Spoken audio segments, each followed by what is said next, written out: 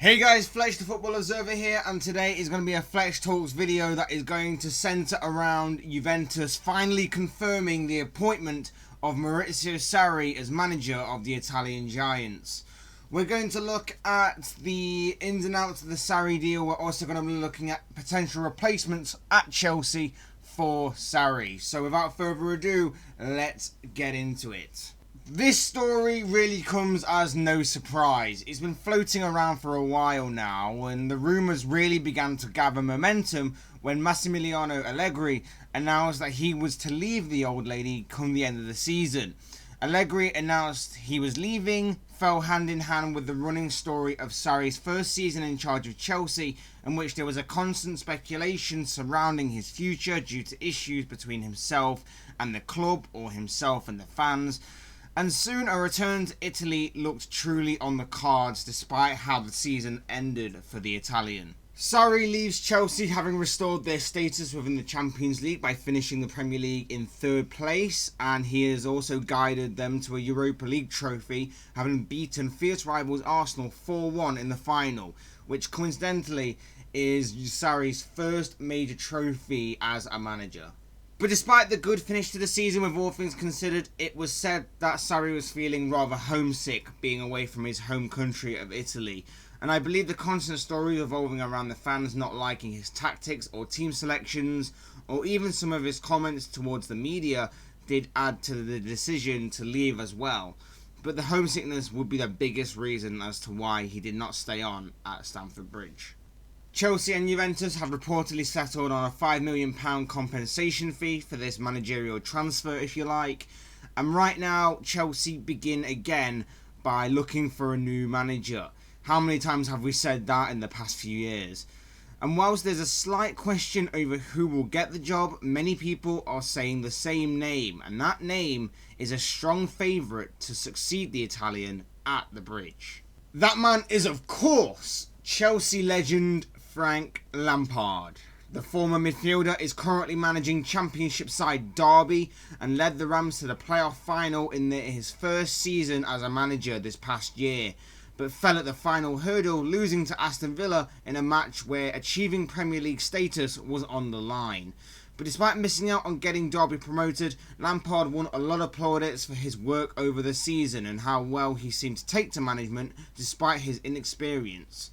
His style of play looked promising, the way he promoted youth and his man management would appeal to most teams, and he's a guy that can build something really special at any club.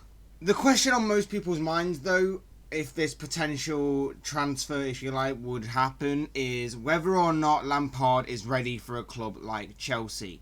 The upside is that with him being a club legend, it means that fans probably won't turn on him as quickly as they have done in the past with other managers.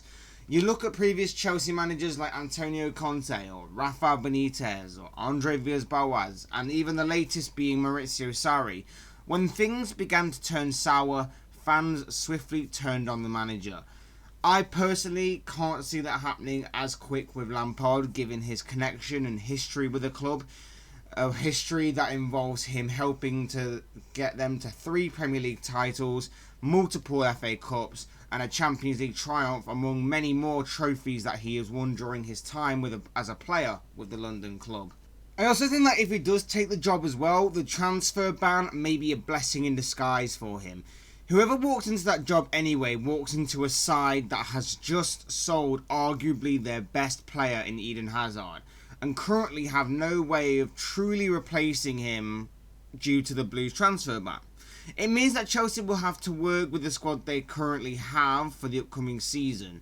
Lampard has already proven that he can work with young players. He probably understands them more, being relatively young himself for a manager, and only within the past few years has he made that leap from being a player to a manager himself. So maybe he can use this slight limitation to promote the youth of Chelsea and further test his management skills. Chelsea have been notorious in having a very good youth setup anyway over the past few years. They're constantly sending many players out on loan to different countries all over Europe. Next season will be the perfect time to introduce them along with Lampard without any fear of failure. They can see next season as a bit of a free swing and look to rebuild from there, find out who's good enough and add them to plans beyond next season and going forward. Of course, this isn't set in stone. I can't say that enough. This is not set in stone. There are still question marks over Lampard's inexperience and how early in his managerial career this opportunity is likely to come for him.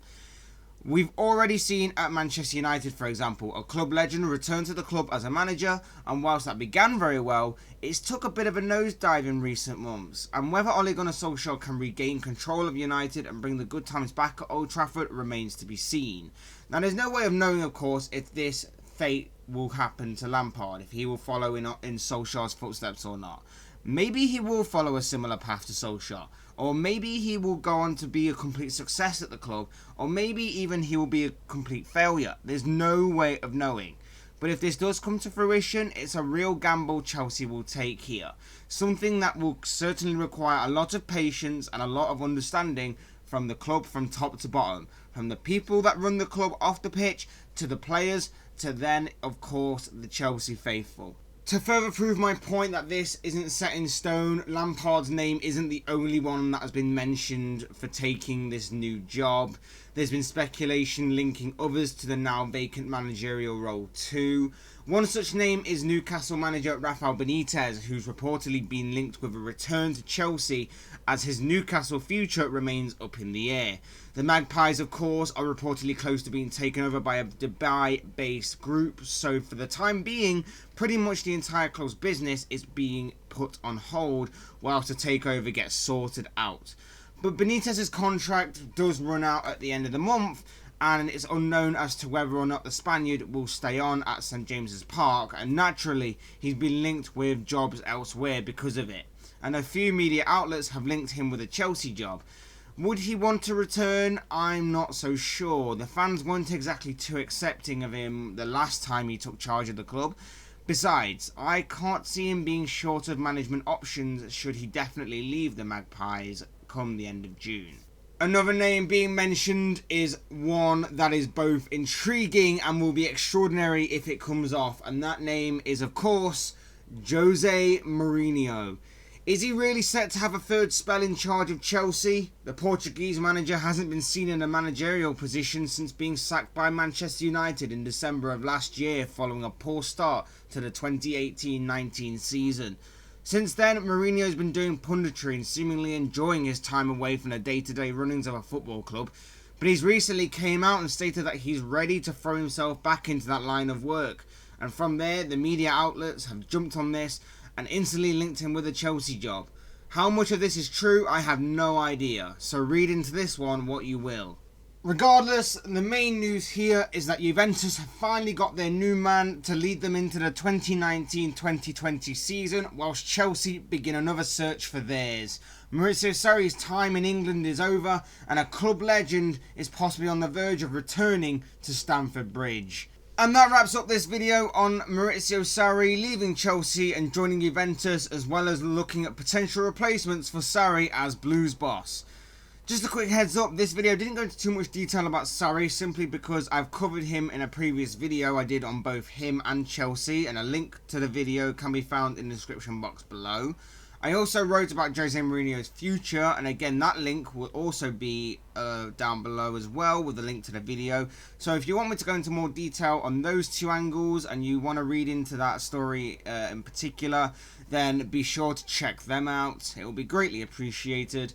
And of course, remember that this is all just one man's thoughts and one man's opinions on this particular topic. I want to know what you think. What do you think on this story? Who do you want to see take over at Chelsea? Who do you think will be taking over at Chelsea? And will it be Lampard? Are you happy with Lampard? I'd love to read your thoughts and opinions in the comments section down below on this subject.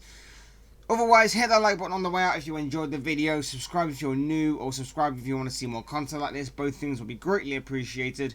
And as always, thank you all so much for watching and listening. I've been Fletch, the Football Observer. This has been another Fletch Talks video, and I'll see and speak with you all again soon in another video.